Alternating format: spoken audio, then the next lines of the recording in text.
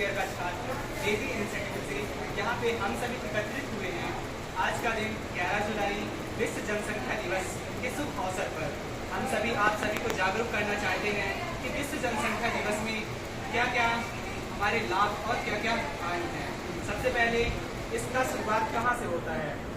विश्व जनसंख्या दिवस 5 अरब जनसंख्या होने में बहुत साल लग गए।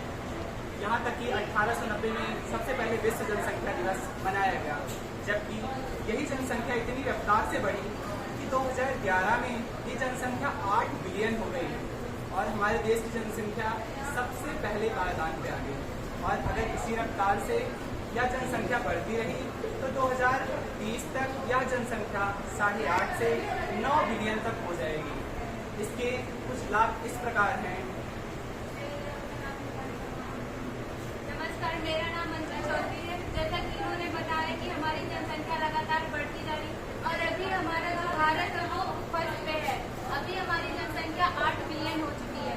तो इसे हमें इसके लाभ और क्या हानि है ये हम बता रहे हैं। तो जैसे जनसंख्या हमारी बढ़ती जाएगी उतना ही ज़्यादा हमारे स्वास्थ्य में कमी आएगी, रोजगार की कमी आएगी और फिर शिक्षा में भी कमी आएगी। तो इसलिए हमें अपनी जनसंख्या पर रोक लगाना है। और हमारे भारत सरकार ने ये एक्ट भी लगाया है कि अब केवल 2 ही बच्चे मान्य होंगे। तो अगर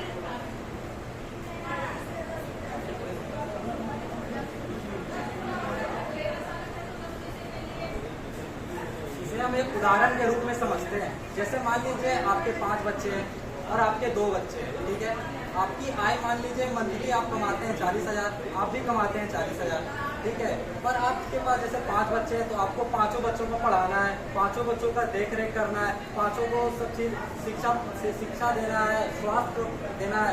तो आपको ज़्यादा खर्च होगा, आपको अच्छा से दे भी नहीं पाएंगे और उसके कारण आपको खराब हॉस्पिटल भी मिलेगी।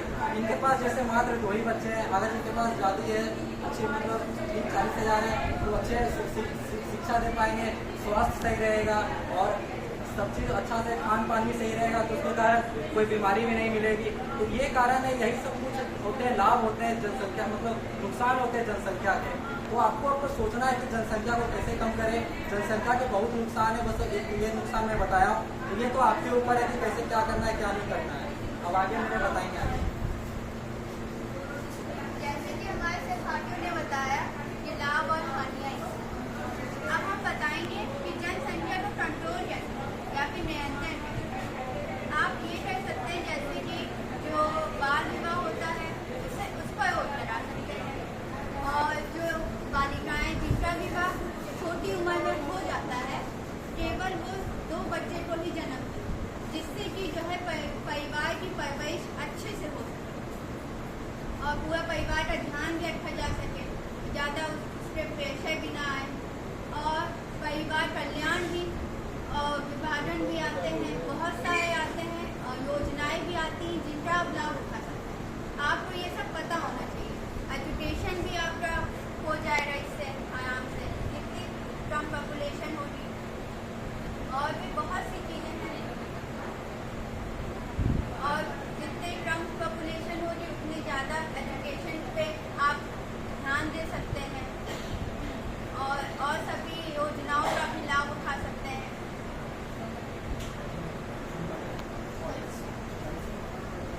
आबादी को ऐसे ना बढ़ाओ, आबादी को ऐसे ना बढ़ाओ, आबादी को ऐसे